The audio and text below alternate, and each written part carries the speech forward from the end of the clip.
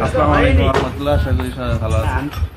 আজকে আমরা এই সাইটে সোকওয়েলের কাজ করতেছি। এটা খুব আনকমন, শহর এলাকায় এখন সোকওয়েলের কাজ হয় না বললেই চলে, যদিও এর প্রয়োজনীয়তা খুবই বেশি। এখানে আমরা এখনো বালির লেয়ারে যাইতে পারি নাই, শেষের দিকে অন্ধকারে আসলে দেখা যায় না, এভাবে মাটি তোলা হচ্ছে। কুয়া খোঁড়া খুব সাহসী একটা কাজ, এটা সবাই করতে পারবে না। এখন খালি কুয়া খুললেই হবে না, কুয়াটাকে খোঁড়ার পরে এইখানে ড্রয়িংয়ে যেভাবে দেখানো হয়েছে এখানে সেভাবে করা হচ্ছে না। এখানে এভাবে আমরা এই একটা রিং দিয়ে নিচ থেকে রিং সাজায় একদম পর্যন্ত এসে এখান থেকে চারপাশে 10 ইঞ্চি বিকল করে প্লাস্টার দিয়ে উপরে স্ল্যাব করব। এবং এইখানে সবচেয়ে গুরুত্বপূর্ণ যেটা, এটা হলো যে পরিকল্পিতভাবে এটার ভাট করা। নিচে ব্রিক ব্যাটস মানে ইটের টুকরা, এরপরে বিভিন্ন সাইজের খোয়া দেওয়ার পরে মোটা বালি এবং চিকন প্লাস্টারের বালি দিয়ে এটা ভরাট করে দিতে হবে। আমার সাথে এই কনস্ট্রাকশন সাইটের যিনি দেখাশোনা করতেছেন আর কি, মালিকের প্রতিনিধি, ওনার এই সোকওয়েলটা করার সিদ্ধান্ত নেওয়ার পিছনে ওনার অনেক অবদান আছে, এই জিনিসগুলো বুঝতে পারছে আর কি। এখন কালকে বলছিলাম যে আপনি এখনো কনফিউজ, মানে এখন আমার উপর ছেড়ে দিলেন সিদ্ধান্ত। কনফিউজ কেন আর কি সেটা বলেন। কনফিউজ হওয়ার কারণ আসলে আমাদের বিল্ডিং এর যে নরমালি মানুষ যেন সকল এই জন্য কনফিউজ ছিলাম। এখানে আপনি কেন, আমি নিজেও পারাইতে পারি সাথে পাইপের কানেকশন দিয়ে কি করে, ড্রেনের সাথে ছেড়ে দেয়। তো এই রীতিটা আসলে নাই, সকল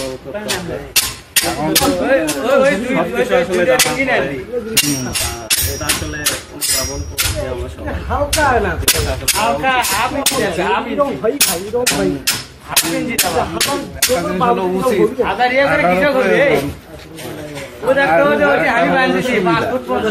এখানে তিনটাই প্রযোজ্য, উচিত প্রযোজ্য, প্রয়োজনও প্রযোজ্য, সুবিধাও প্রযোজ্য। আমাদের জন্য হলো যে প্রয়োজন আর সুবিধাটা বেশি জরুরি। সোকওয়েল করার পিছনে উপকারিতা আমরা একটু যদি আমরা দুইটা ঘটনার সাথে খুব নিয়মিতভাবে পরিচিত। সেটা হলো যে এখন শহর এলাকায় বৃষ্টি হওয়ার সাথে সাথে বন্যা হয়ে যাচ্ছে, মানে পানি জমছে। এটা হচ্ছে শহর এলাকায় হাঁটু পানি হচ্ছে, রাস্তার উপরে হাঁটু পানি হচ্ছে। এই পানিটা হওয়ার অনেক কারণ আছে, কোনো একটা সিঙ্গেল কারণে হচ্ছে না। একটা কারণ হলো গাছের সংখ্যা কমে যাচ্ছে। বৃষ্টি হওয়ার সময় যে কিছু বৃষ্টির পানি গাছের পাতায় জমে থাকে বা আটকে থাকে, সেটা মাটি ফেসে পড়তেছে। 2 নাম্বার হলো খোলা মাটি নাই। খোলা মাটি না থাকার কারণে কিছু পরিমাণ পানি মাটি শোষণ করে নেয় বা মাটির ভিতর দিয়ে নিচে চলে যায়, সেটাও বন্ধ হয়ে যাচ্ছে। রাস্তাঘাট হয়ে যাচ্ছে, মাঠ নাই, খোলা মাটি নাই, খোলা জায়গা নেই।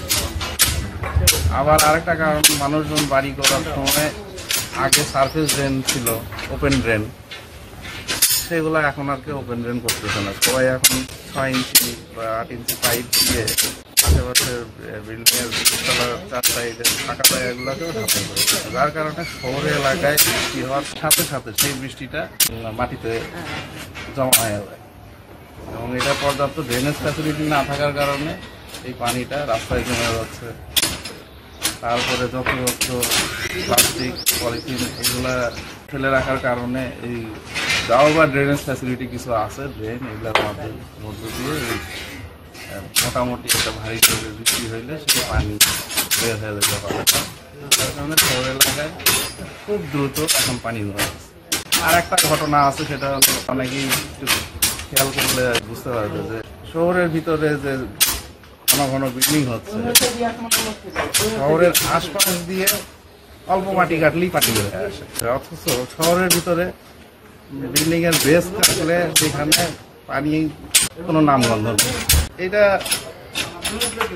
এই যে বিল্ডিং হয়ে যাওয়ার পরে এখন মাটির উপরে একটা চাপ তৈরি হয়, যার কারণে এমনিতেও পানি নিচে যেতে পারে না, আবার এই বৃষ্টি হলে সব পানি চার সাইডে সরাই যাচ্ছে। তার মানে শহরে যেখানে মানুষজন গ্যাদারিং করতেছে, বসবাস করতেছে, সেখানে মাটির পানি অনবরত তোলা হচ্ছে, কিন্তু সেখানে পানি যাওয়ার কোনো রাস্তা নেই। এই কারণে কি হচ্ছে, ফ্লাড অকস্মাৎ বৃষ্টি হওয়ার সাথে সাথে পানি জমে যাচ্ছে। আর হলো নিয়মিতভাবে মাটিতে যে পানির লেভেল সেটা নিচে নামতেই আছে। তো এখন আমরা মানুষ হিসেবে পরিবেশের শুধু ক্ষতিই করি, কিছু ফেরত দেই না। তো এই শো কয়েলটা হইতে পারে কিছু ফেরত দেওয়ার একটা মাধ্যম, প্লাস এটা একটা সুবিধাও এবং এটা প্রয়োজনের কথা যদি বলি, শো কয়েল থেকে যে ইফ্লুয়েন্টটা বের হয় সরাসরি আমরা ড্রেনে দিয়ে দিই, এটা খুবই বিপজ্জনক। এতজন দ্বারা ভর্তি, এই কারণে রোগবালাই হবে আশেপাশে মানুষের ঘনঘন। এটা যদি আমরা শো কয়েলের মাধ্যমে দিয়ে দিই, তাহলে শো কয়েলটা আসলে এক ধরনের ড্রেনেজ ব্যবস্থা। ড্রেনেজ ব্যবস্থা কেমন? দুই ধরনের ড্রেনেজ ব্যবস্থা আছে, একটা হলো সারফেস ড্রেন, একটা হলো সাবসারফেস ড্রেন। সারফেস ড্রেন আমরা উপর দিয়ে যে ড্রেনগুলো দেখি পানি যাচ্ছে, এটা হলো সারফেস ড্রেন। আর এখানে মাটির নিচ দিয়ে একটা পানির ফ্লো আছে, এটা আমরা বলি সাবসারফেস ফ্লো। ওইখানে যদি কোনো পানি আমরা ছেড়ে দিতে পারি, সেটা এক ধরনের ড্রেনেজ। সেই শো কয়েলের মাধ্যমে আমরা আসলে একটা স্বাধীন ড্রেনেজ ব্যবস্থা তৈরি করে দিতে পারবো। কোনো কারণে যদি মিউনিসিপ্যালিটি সমস্যার কারণে এলাকার ড্রেন যদি কাজ না করে, সেক্ষেত্রে এই বাড়িতে ড্রেনেজ সিস্টেমের জন্য ভুগতে হবে না। এটা একটা স্বাধীন স্বনির্ভর ড্রেনেজ সিস্টেম হয়ে থাকে। 2 নাম্বার, পরিবেশের ক্ষতি হইল না, কম হইল আর কি। পরিবেশের প্রতি কিছু দায়বদ্ধতা শোধ করা হইল। আর 3 নাম্বার হলো এই শো কয়েলের মাধ্যমে আমরা যদি এই বিল্ডিং এর রেইন ওয়াটার ওয়েস্ট ওয়াটারের লাইনটাও যদি এখানে কানেকশন করে দিই, তাহলে এইটা দিয়েই নিয়মিতভাবে এইখানকার এই আশেপাশের নিচের মাটি গ্রাউন্ড ওয়াটার রিচার্জ হবে নিয়মিতভাবে। এইটা সব দিক থেকেই ভালো, তাই কিনা ভাই? হ্যাঁ, সব দিক থেকে ভালো। আসলে হয়তো ভবিষ্যতে এরকমও হতে পারে যে এই কাজের জন্য প্রণোদনাও আসতে পারে। কিছুদিন আগে ঢাকায় রাজুকে মনে হয় 5%-এর করপত্তন ছিল, যেসব বাড়ির ছাদে বাগান থাকে, ছাদ বাগান। আমার মনে হয় এটাও এরকম একটা ইয়ার ভিতরে দেওয়া উচিত। আশা করি ভিডিওটি দেখে আপনারা কিছু জানতে পারলেন।